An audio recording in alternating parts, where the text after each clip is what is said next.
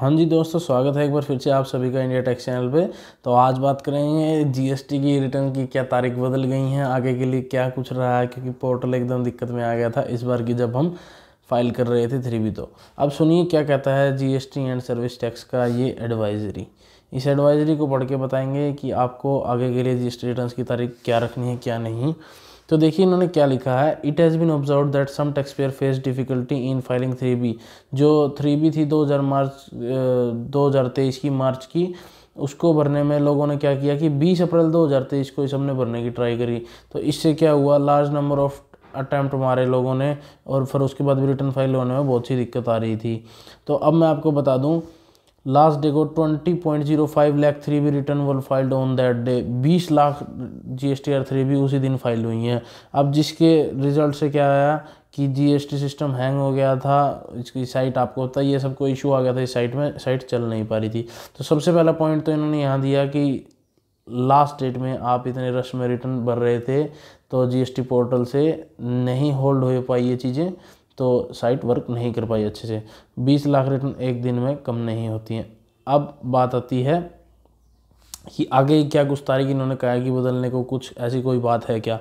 तो अराउंड अब देखिए इन्होंने क्या कहा उसके बाद कि 45% जो रिटर्न थी वो थी नील की, वो भी 20 अप्रैल 2023 को ही भरी गई हैं। ये कह रहे हैं कि जिसमें कोई आईटीसी अवेलमेंट भी नहीं था, आपका कुछ आईटीसी भी नहीं था, ना ही सेल के ऊपर कोई टैक्स था, फिर भी लोगों ने 20 अप्रैल को ही भरी हैं ये सारी रिटर्नें, नील की भी।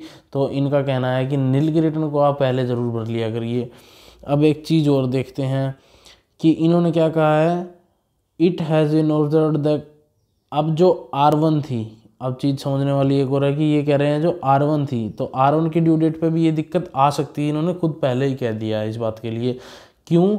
क्योंकि लोग क्या कर रहे हैं, अब देखिए मार्च की R1 थी, तो मार्च की R1 में क्या था, लोगों ने क्या करा कि पिछले साल के कितने भी इनवॉइसेस छूटे हुए थे, तो मान लीजिए अप्रैल से लेके शुरू से लेके मार्च तक जितने भी इनवॉइस किसी के छूटे हुए थे B2B के, सब ने पूरे साल के इकट्ठे ऐड कर दिए। देखिए ये लाइन यहाँ पे इन्होंने लिखी हुई है।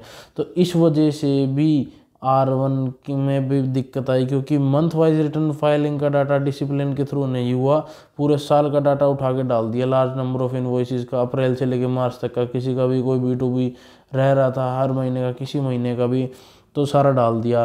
तो as such behaviour can adversely impact the queue waiting on GST system. ये खुद कह रहे हैं कि ऐसा बिहेवियर जीएसटी सिस्टम को ही रोक देता है, जीएसटी सिस्टम अच्छे से काम नहीं कर पाता है। इनका खुद का ही कहना है जीएसटी पोर्टल का इस बारे में। तो एडवाइजरी जब इन्होंने यहाँ निकाल के दी है। अब बात आ जाती है कि रिटर्न की डेट, ये क्या कहते हैं।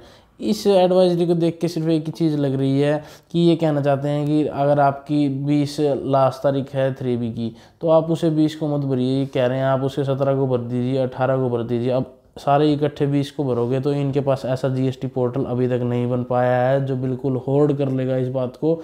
इनका खुद का ही कहना है कि लास्ट डेट में जीएसटी पोर्टल पर अगर सारे लोग जीएसटी की रिटर्न डालेंगे तो जीएसटी पोर्टल हैंग हो जाएगा, नहीं चल पाएगा।